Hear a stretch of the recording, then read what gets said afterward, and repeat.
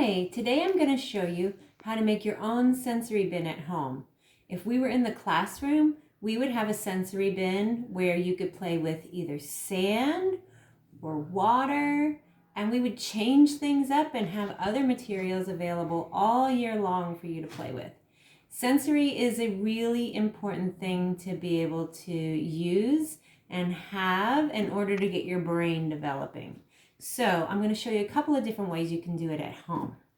This is something that you could buy, and it's great because it's sturdy and it holds together and it has a lid, so you can store things when you're not playing with them.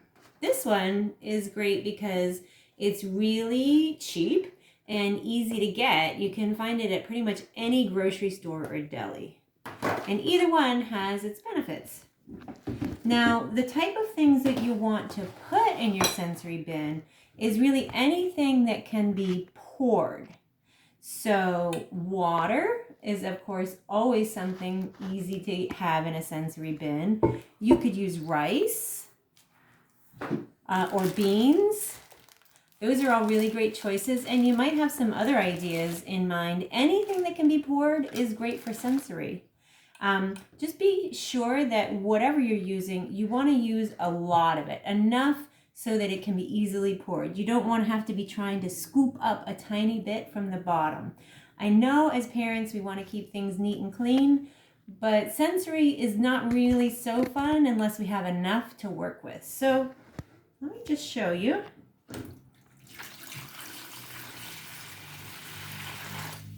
Here we have enough water.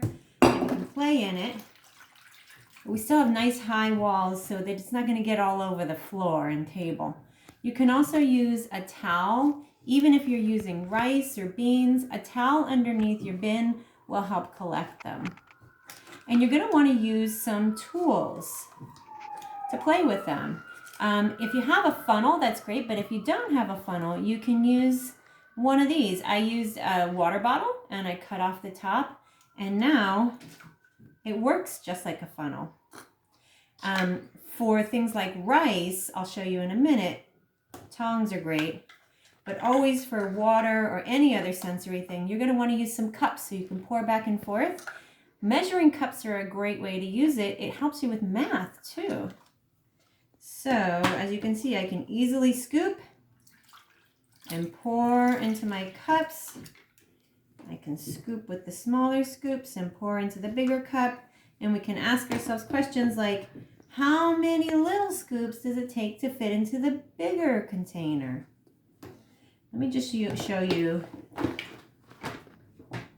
a dry sensory bin.